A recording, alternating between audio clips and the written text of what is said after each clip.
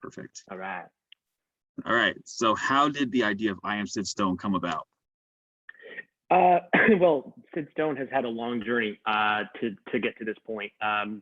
To make a long story short, it started as a short film shot in 2014, and then it was released in 2015.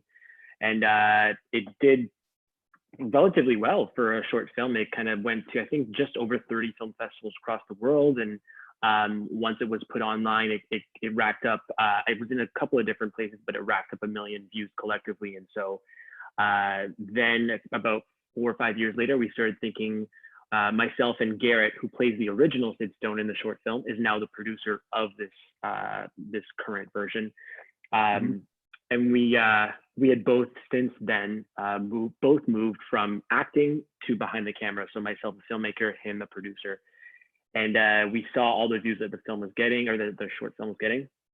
And we wondered, I wonder what Syd Stone is up to these days. So we started kind of just, spitballing ideas. And it first became a web series released in July of this past year on Out TV in Canada.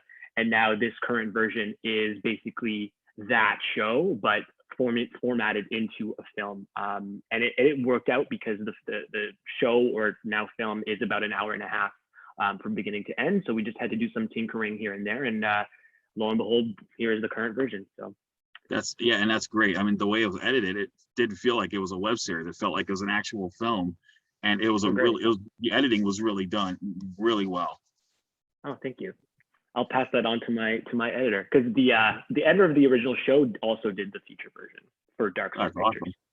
Yeah. So what was it like working with Travis Nelson? Because he was excellent in the role of Syd in this one. Oh yeah, he was. Travis was killer.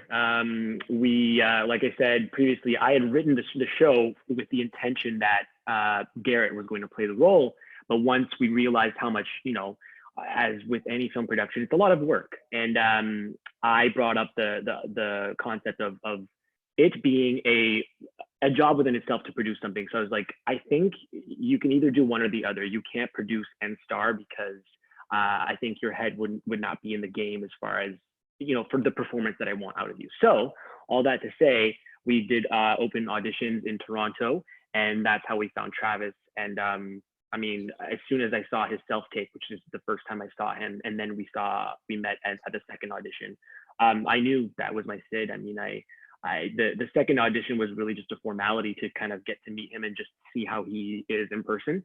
But I knew as soon as I saw his self-tape, he just brought so much to the role and brought so much of himself. And in talking with him before the shoot and during, he connected on multiple levels with Syd. So he really was the perfect fit in the end. He was, definitely. And I liked his chemistry with Benjamin Charles Watson as Matt. I mean, they had such this great chemistry. And I'm not talking just in the sensual sense. I mean, it really felt like you resonated with the energy they had, and I think that's what made this work. Even though ultimately it did, we know the consequences, but when they were together, it really resonated. I think it really resonated. That's how I felt. Oh, great. I mean, it's one of the biggest parts is, I forget who said it originally, but a big portion of directing is like 90% of directing is casting. And so, if you cast the right people, a lot of your work as a director will be done, because you have skilled people at the helm of these characters who, you can give them little directions here and there, but for the most part, they do their own work and they come to set prepared. So, and that was both of them. They're just both consummate professionals, and their chemistry was insane, off the charts. So I'm glad that you noticed that, because obviously, during the shoot, I was standing behind the monitors and I was just like, oh my God, like, I had to fan myself, because they were just really, bringing it, They did. And one thing that really surprised me was the home video footage that they showed, the home movie footage. Yes. I can't, that's actually you as young Syd. And that's what, you don't normally see anything like that. You usually see maybe like something that's home footage, but shot during the production. But this was a new, something fresh. It's the first time I've ever seen that. And nice. I think that's brilliant that we get to see you as the young Syd in these archival footage. And I thought that was a very smart move on your part. Oh, thank you. That was something that kind of happened organically during post-production, because initially each episode, because that's how each episode started, is with that footage in like the web series format. But initially when we were doing like the web series, each episode started differently. I had found another hook and it didn't quite work when we put it all together.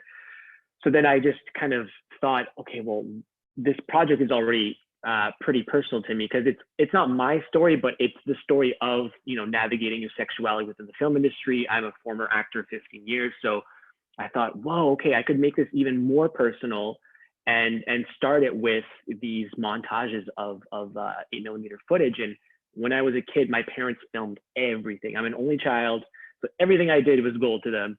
So I had this box of like about 30 8mm tapes that I've lugged around with me everywhere I've gone in Canada, like wherever I've moved.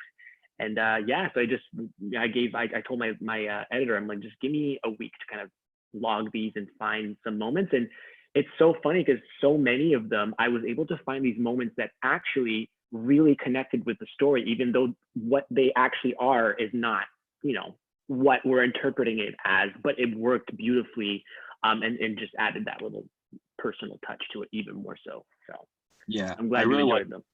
Yes, and I really like that the film is about identity because, you know, I'm glad today you know, everyone's accepted. You know, a lot of people are being accepted for what they are. I'm so glad about Yeah. that. But you know, back in the old days, you know, you have to be very careful. And I just, you know, that to me is a hindrance. I mean, Grant, I'm a straight guy, but I'm a big supporter of LGBTQ. I've always have been. I'm an ally, all that Yes, good sir. stuff. so, No, so and you're right. It's definitely improved since the old days. But you know, even then, there's still so much work to be done. But we're leaps and bounds from where we were before. Whereas, like, I think in the past 2 or 3 years, the amount, well, actually, in the past 5 or 6 years, the amount of public figures that have come out and have been like welcomed with open arms is something that feels so like that would have never happened. You know, even maybe 10 years ago. 10, 20 years ago, it would have been unheard of. So yeah, it's so cool to and I like, see that, how much progression. and I do love that pivotal scene with the interview where he finally realizes who he is, and he's just Mm, ready to just let it out. You know, even let her though rip. his agent tells him, you know, this interview is over, you're not going to do this, but he's just like, no, I can't hide this anymore. And This that is it. scene in the coffee house, and I think that was such an important scene because it felt like, you know, it's like someone saying, look, I saw your interview and it made me want to do what I had to do. Now you feel, you know, I just like, holy crap, this is amazing. It's just, Oh, thank you. you Yeah, know, it was a nice way of bringing the whole thing full circle, and I didn't want to get like too much of a sweet like Hollywood ending. I just wanted to kind of imply that, you know what, Syd's not fully formed yet. He's not perfect, and all of a sudden, like a lot of big Hollywood movies, everything, all the problems are gone. I just right. wanted to kind of signal that, hey, Syd's gonna be on. He's on his way. He's gonna be okay.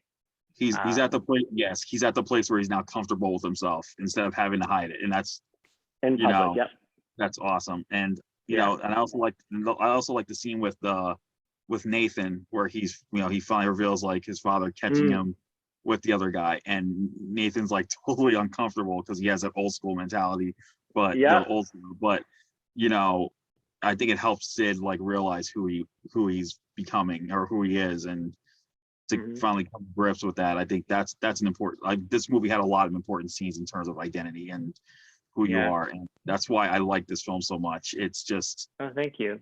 everything Well, everything comes, yeah.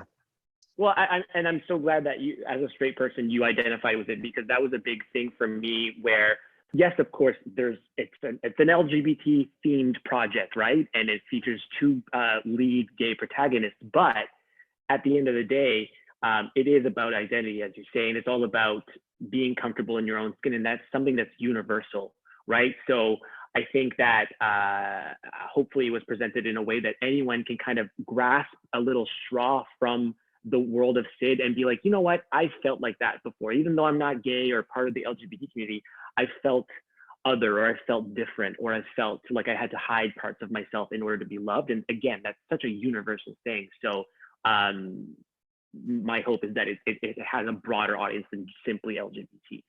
Yeah, definitely. I mean, it's more than that. I mean, for me, I'm like, I didn't realize I was like like on the autism spectrum, and then watching this film, Wow. it helped me identify. It helped me identify, like, you know what? I'm glad I'm where I am. I'm who I am. I'm on the autism spectrum, and I'm glad I am. I'm brings because this movie helped me realize that it's not just about LGBTQ, even though it is LGBTQ centric. It's about accepting who you are, and no matter who you are. It's just, and No. I hope people when they see this, they get that message across, regardless of disability, sexuality, anything. They will Any walk of life. Exactly. I'm hoping Yeah. that's what they get out of this. I hope so too. Well, thank you. I appreciate that.